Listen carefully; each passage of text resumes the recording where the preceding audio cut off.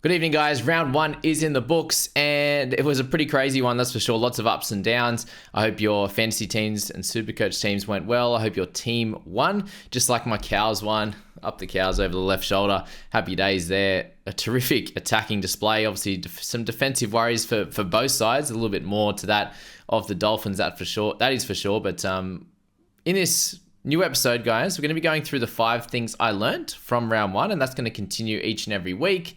Similar style in terms of the questioning that you'll see here and into getting the information. And how I'm looking at this, guys, is to give you my take on the NRL more so than the fantasy side of it, and then give one fantasy tip for the week ahead. So to look forward to, and just to think about now the dust is settling a little bit, having a little think about how the how things are going to look for your squad, and probably my words of advice for the upcoming week. And just before we get into it, guys, obviously, put out a couple of videos today about what happened last night, and it happened again at the start of this game, so pretty hilarious how that's worked out. But it does seem like it's about 50 or less teams, so not as crazy as I once thought it was, thanks to a couple of guys that helped me out with the information on that.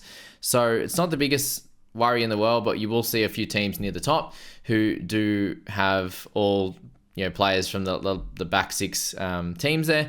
Seems like from people I'm speaking to, not a lot of people are worried that they think they're going to fall off a cliff, and that's completely fine. If no one else is worried about it, then let's kick on and move forward. I'm fine to do that, that's for sure. So let's kick it off, guys, with the 5 things I learned. As I said, the 5 players who stepped up in round one. So you've got all the scores up the top here, obviously, and we're looking at the Eagles and the Bunnies, and who stepped up in that side was Ben Trbojevic and Tom there as well, along with Lukey Brooks. So really 3 really important players for that side, and they were able to step up and do good things. But I suppose the big thing with this question for myself here is, who are the guys that have taken a leap this season? And we have sort of about that 5 guys each and every year that do take that leap. And obviously Tommy, in a fantasy sense, I think he will take that leap.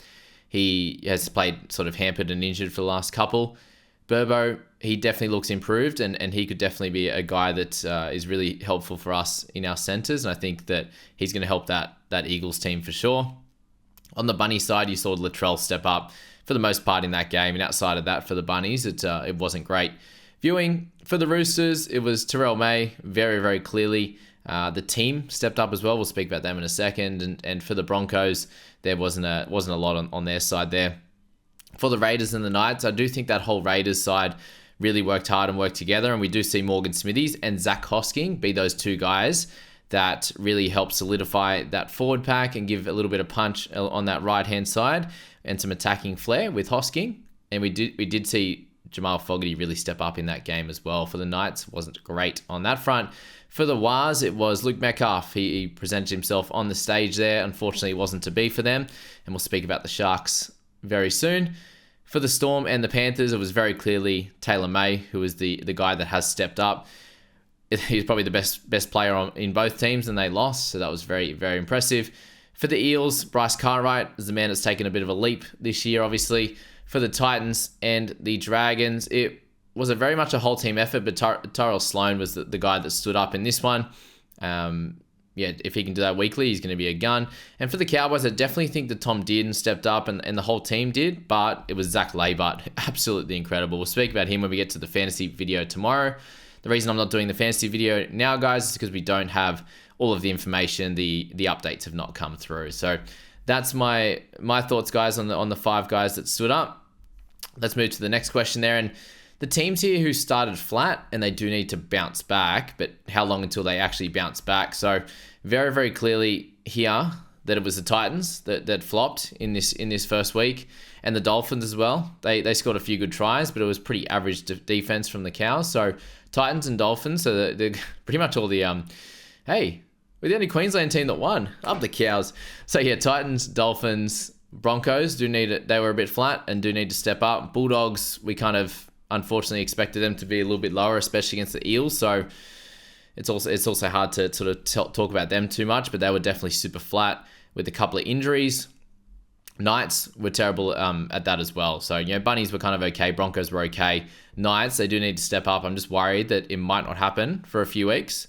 Obviously, the other thing to note, guys, with all of these games is that sometimes your team comes up against a red hot squad to kick off things in the first round, and your performance might look as bad. So definitely look at how you defended, and if the attack looked pretty solid and maybe there was a lot of close calls, then you could look at it and go, okay, if we come up against a slightly lesser team, then we should be able to do fairly well. And it didn't look that way at all for the Knights, for the Titans, for the Dogs. Dolphins, Cowboys came out pretty red hot with their attack, so they might be able to match it with some other teams, but they've definitely got plenty to work on as well. So they're the flat teams for me in this round one effort. A surprise packet team. So yeah, I suppose on the other side of that, you're looking at the Cowboys being a little bit of a surprise packet. Probably didn't think that they'd be leading the comp, I believe, with a 25-point differential compared to 24 points to that of the Dragons. So congrats to the top two who played in the last two games of the round there. And yes, the Cowboys definitely. Dragons with a massive bounce back there. Eels was expected for them. Dragons, I suppose with them guys, the fantasy scores didn't show it for the most part, given it was Sloan, it was Lomax that they got the brunt of those sort of points and a few of the middles. I think that overall, guys like Sully and the like will improve from that. Eels, we expected it. Storm Panthers was always going to be a tight one, we thought there. Sharks we'll get into in a second. Raiders, yeah, we didn't think that they'd be sort of a top 8 team, but the way they played there, obviously against the Knights, we do need to see it next week, but they do get to play the Tigers next week.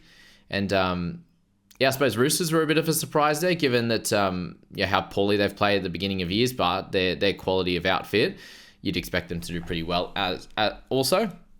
And then the Eagles there, obviously a little bit of a surprise up against the Bunnies, given that they were the outsiders and a lot of people tipped them, but they look super strong at that as well. Number 4 there, we got the best team performance for the league as a whole, and I do think that one there, guys, was the Manly Sea Eagles. So we know how much of a draw Tom Trbojevic is, so for the NRL to grow, I think that was really helpful to see him over in Vegas. And yeah, I suppose that was a big win overall. The way that the guys played in Vegas was awesome for the league. But yeah, it's the draw card that Tommy Turbo provides and Reece Walsh.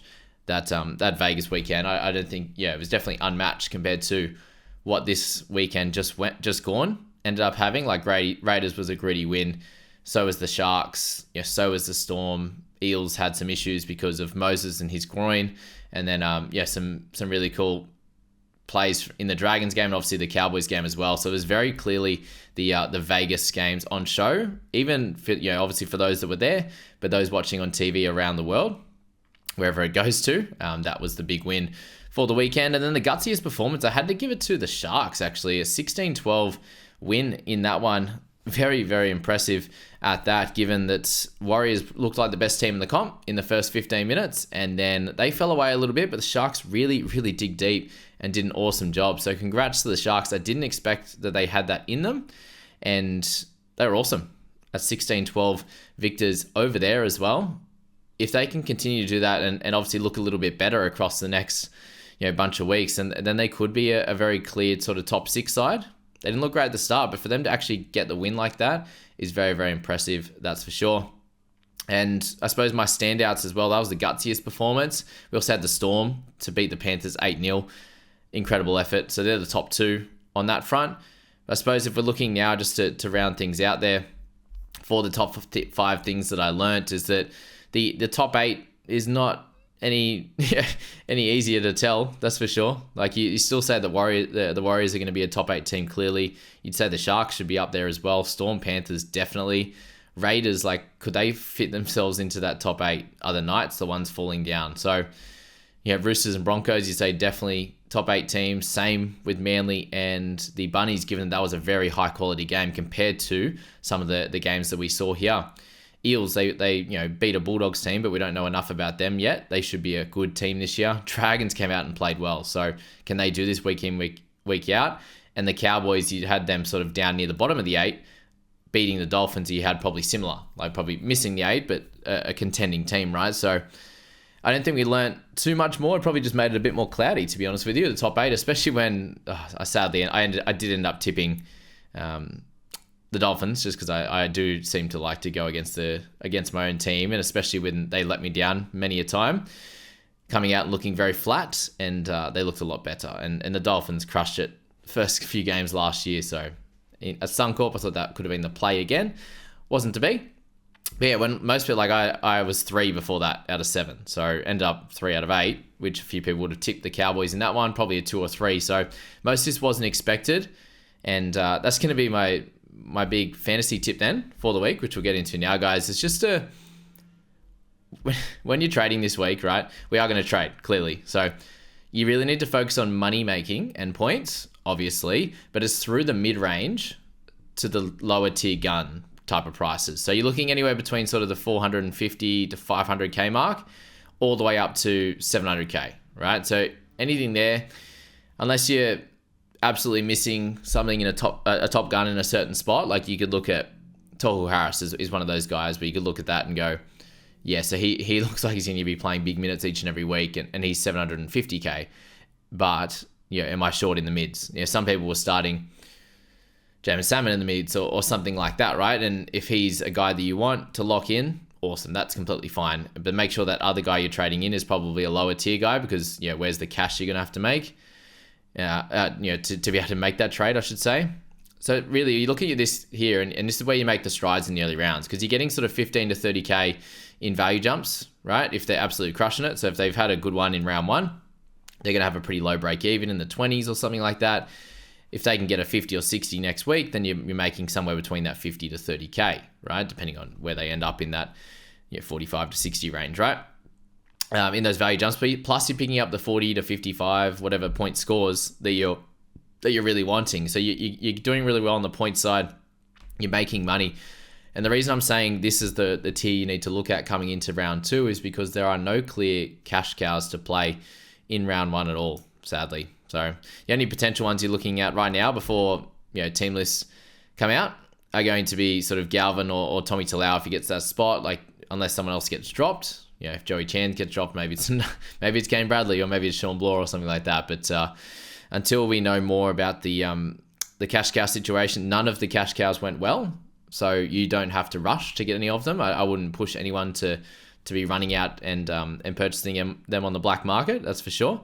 And there'd be no reason to do that. So look towards the mid-range. There's guys that did really, really well. We'll analyze that final game as well in the morning once we've got the all the information, as I said. And so I have a beautiful schedule of videos. There's lots of them, guys. There'll be a couple a day at a minimum. Obviously, over the weekend, it's usually one. On the Friday, Saturday, Sunday, we'll get the second one in when you get all this chat. And for those that enjoy listening to me, thank you very much. For those who've helped out over the last couple of days, and finally we're done through round 1. Finally, we get to round 2. We get to use some trades. Now I've been thinking about my boy Terrell, and I don't even know if Tommy Turbo gets a gig. We had an injury to Lem, and that ends up giving us a look at Ewan Aiken potentially at 549 with a buy in round 3. Ugh, yuck. Do you just wait till round 4 potentially? Lots to think about, that's for sure, heading into round 2. And a big thank you to all you guys for being here to enjoy it with me. See ya.